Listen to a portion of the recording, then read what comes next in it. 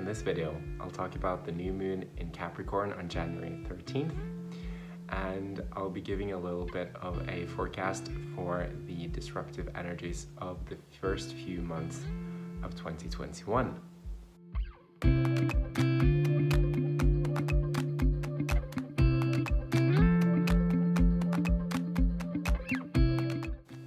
Hi, I'm Kay with True You Astrology. This is a forecast for the Capricorn new moon on January 13th, and I'll also talk a little bit about the current astrological energies that are disrupting the structures of our life, essentially. So I'll start with that and then I'll get into the new moon. So first of all, 2021 is kind of a powder keg and it's already been incinerated by Mars, as we've seen in the States. So the major astrological signature for 2021 is this square between Uranus in Taurus and Saturn in Aquarius. So Saturn deals with structures, and in his own sign of Aquarius, Aquarius is an air sign, so it deals a lot more with social structures, with interpersonal structures. So Saturn is sort of like the stabilizing force of the universe. If you want something to last, you have to have some healthy Saturn energy. Uranus, on the other hand, is sort of the polar opposite. He's the revolutionary, the disruptor, the one that destabilizes. Uranus, of course, is associated with rebellion and upheaval. And, sometimes it's good to be shaken out of stuckness, because that is what too much Saturn can represent. Stagnation and, being extremely set in our opinions or our thoughts. The sign of Taurus is associated with everything we don't want disrupted. It's associated with the earth, our resources, our money, our food supply, food chains, etc., nature. And so we want to, having Uranus there is not necessarily a good thing, is it? And the aspect that these two planets are making is a square. The square is associated with challenge, with conflict, with butting heads. But I must say that it can have a positive signification as well, because the frustration of the challenges posed by the square is supposed to shake us into action, essentially. So anger is actually needed in order to take action, because the planet of anger, Mars, is also the planet of action. And you can see that anger is a very motivating force, that if we're angry about something, we want to do something about it. And that's what's happening now, because sometimes astrology is very literal. And, you have what's happened in America. You've had the Congress being represented by Saturn in Aquarius. Of course, the preceding sign is what deals with or represents the leader, the president, the government, the CEO or whatever, the boss, that's Capricorn. But the next sign, Aquarius, is what's beyond the boss, and that's the board or the Congress or these big international organizations like the UN, NATO, etc. And you can see it's also like a group of people, and that's what we're having in Aquarius this year, because it's already started, but as we move towards February and into February, almost all the visible planets apart from Mars are going to be in Aquarius. So that's Jupiter, Saturn, Venus, Mercury, the Sun, and also the moon on the new moon in a month from now. So we'll have all of this triggering and squaring off with Uranus. So I'm expecting that we can be really shaken to the core, essentially. A lot of areas of our life are going to be affected by this. especially if you have placements in the fixed signs. So that's Scorpio, Taurus, Aquarius, and Leo. But as I said, it doesn't have to be a negative thing, because everything depends on how you deal with them. And the square, giving frustration, causing anger, causing delays, that's Saturn, causing shock and disruption, that's Uranus. You know, these are all feelings or experiences, and they can motivate us into doing what's right for us. So what's been going on in the US, you know, you have this US capital represented by, you know, Saturn and Aquarius being squared off with Uranus and Taurus. And Uranus, of course, is rebellion. Taurus, well, that's a peasant uprising, essentially. And Mars, after having been 6 months in Aries, having retrograded and squared off against all the outer planets in Capricorn last year, are making the final squares with Saturn and Jupiter now that he's entered Taurus. And I just find this image that's been circulating all over media extremely poignant astrologically, because, you know, you have the US capital, Saturn and Aquarius, being stormed by Uranus, also rules thunderstorms. So being stormed by, amongst others, this bare-chested, war-painted man wearing a fur hat with bull horns. I mean, that is Mars the warrior in Taurus. It's hilarious. Of course, it's crazy. It's so crazy what's going on in the world. And I think that as we're dealing with 2020 and the after effects, because that's, you know, that's the energy of the fixed signs. Last year, a lot of the energy was in the cardinal signs, and that's where we get new things. It's the signs that take the initiative and give us something new. So, you know, we had all these new challenges to deal with. But this year, in the fixed signs, so the fixed signs take what the cardinal signs have created and they carry it through. And that's what we're doing in 2021. We're carrying through. We're dealing with all the after effects. And so, beware, but also think about, you know, what is this showing me is important to me? What is this showing me is important to me? When you get these, hopefully we'll all be okay, but when you get these challenges and disruptions by Saturn and Uranus squaring off, good luck. Most of all to me as well, because I have a lot of fixed energy in my personal sign, so I'm waiting to see what this year will bring, honestly. So the new moon is on January 13th. It's in Capricorn, and Capricorn deals with the structures of our life. Capricorn wants us to reach the pinnacle. It's about reaching the pinnacle of our life, of our goals. This is why Capricorn is associated with career, with obligation, with responsibility, and emotional maturity.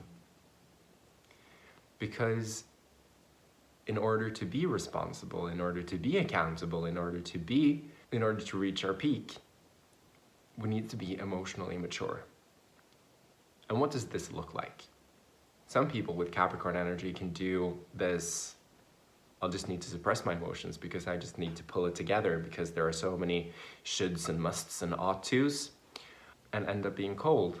But maybe it's better to acknowledge what we're feeling, and while still separating from it, not being caught up in a whirlwind, but at the same time acknowledging what this means is important to us.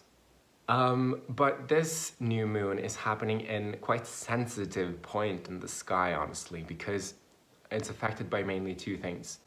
So first of all, this new moon is conjunct Pluto by about 1 degree. Pluto gives intensity, Pluto gives depth, Pluto gives transformation, and that's why Pluto is associated with psychological crises, because he can act like a bomb, blasting through everything that is not aligned with your higher purpose. And so Pluto is a very mixed energy to deal with, but if I was to give an advice, I would say, if he is tearing down things in your life, feel the emotions and truly grieve what you're losing. And try to look for the silver lining when you're ready for that. The other thing with this new moon is that it's at the exact degree of the Saturn-Pluto conjunction of January 12th, 2020, so a year ago. And of course, this is the major astrological transit that brought us the corona pandemic. It's an aspect that is, and a cycle that is related to maturing of society. So it relates to the Saturn return of an individual when in our individual lives, which happens when we're about 28 to 30, we have to take on greater responsibility and figure out what's really important to us. I think that's what we've been doing as a society or as a collective through this Saturn-Pluto conjunction of last year. What is really important to us? Of course, it's a crisis as well, and it's not that easy to deal with.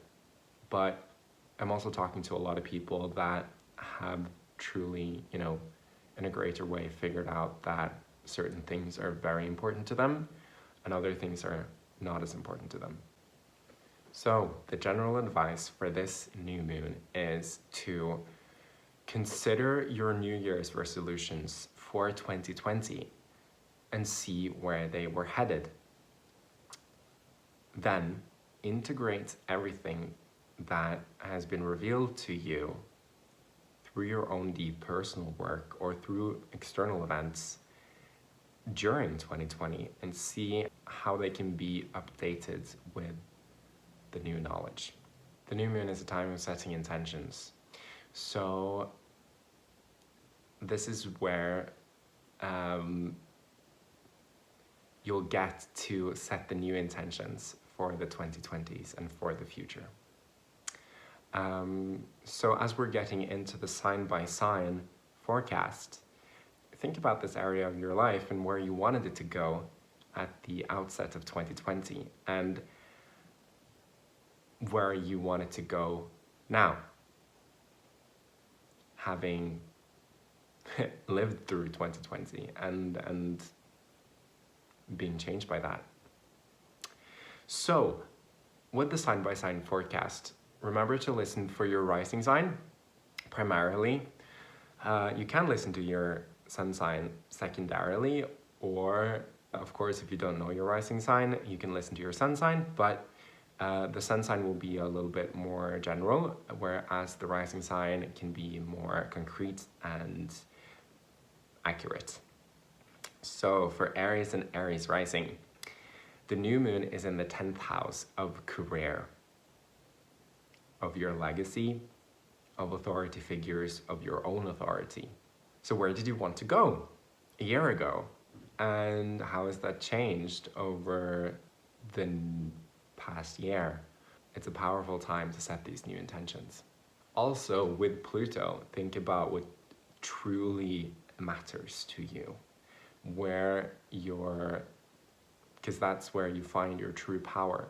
Okay, for Taurus and for Taurus rising, the new moon is happening in your 9th house of religion, of beliefs, of long distance travel, although not much of that is happening at the moment currently, but also of legal matters.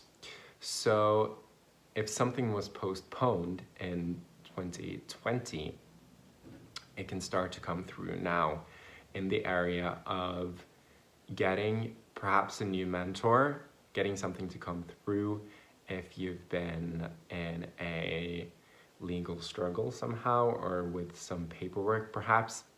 It could also deal with finding a new religious belief, or somehow that events happening on the new moon can change your religious or spiritual beliefs. For Gemini and Gemini rising, the new moon is in your 8th house of deep psychology, of intimacy, of shared resources. There could be some intense experiences on this full moon related to these topics.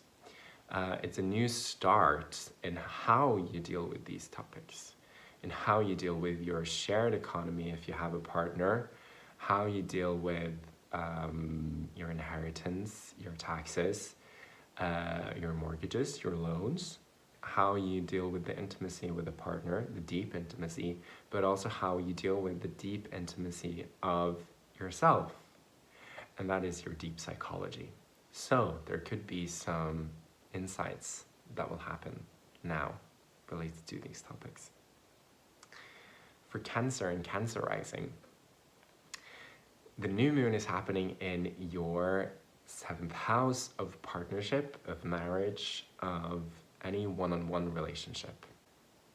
And this is a brand new start in this area of your life with partner, and how you deal with people one-on-one. How you work with clients, that's also associated with the 7th house. But think about, where did you want to go? Where did you want your relationship to go? And how has 2020 affected that? What's been revealed that truly matters to you? Maybe it's something new that you weren't aware of before. And incorporate this into your intentions for the next year. For Leo and Leo rising, the new moon is in your 6th house of everyday life, of work habits, of health routines, of coworkers. So think about where in your work you wanted to go a year ago, and how 2020 has affected your aspirations in this area. How do you see yourself working? What's really the best way for you that your work can be? How can you act? How can you think? What intentions can you set that for this area of your life? For Virgo and Virgo rising, this is the new moon in your 5th house of children, of romance, of sports and hobbies, of creativity. So think about how this area of your life has been impacted by 2020 and how your needs have changed. Go deep and figure out what you truly need in this area and set those intentions. For Libra and Libra rising, this is the new moon in your 4th house of family, of your home, of real estate, of your roots, of your parents. So think about what truly matters to you in this area with your family, with your home, and set those intentions for where you want it to go. And set those intentions for where you want your home life to move in 2021. For Scorpio and Scorpio rising, this new moon is in your 3rd house of communication, of your close community, of short distance trips, of siblings and extended family. It's a new start in this area where you deal with others and how you communicate. So think about what is very important to you that you communicate about. Think about what you might want more of, what's really important to you in your everyday life, and how you travel in your close community. For Sagittarius and Sagittarius rising, this new moon is in your 2nd house of finance, of your possessions. It's also associated with food, but most of all, well, because food is a possession before anything else, but with your work essentially, but more as in the money you earn from your work. What is really important to you in the way that you make your money, in the way you handle your possessions? Write it down, think about it, feel about it, make a plan, and start putting it into action. So for Aquarius and Aquarius rising, this moon is in your 12th house. And the 12th house is associated with, deep psychology, but in a more spiritual sense. It's associated with spirituality, it's associated with the occult in a way, it's associated with isolation and feeling trapped. I think we've all felt really trapped by 2020, held hostage. But maybe this rings true for you that, how can you deal with this feeling of entrapment?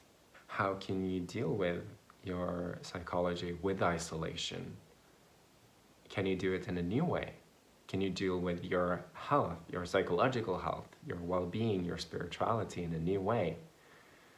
What has 2020 shown you is really important to you in this area of your life? So for Pisces and Pisces rising, this new moon is in your 11th house of friends, of groups, of networks, of organizations, and of hopes and wishes. Think about where this hope energy is stronger for you in a way than many of the others.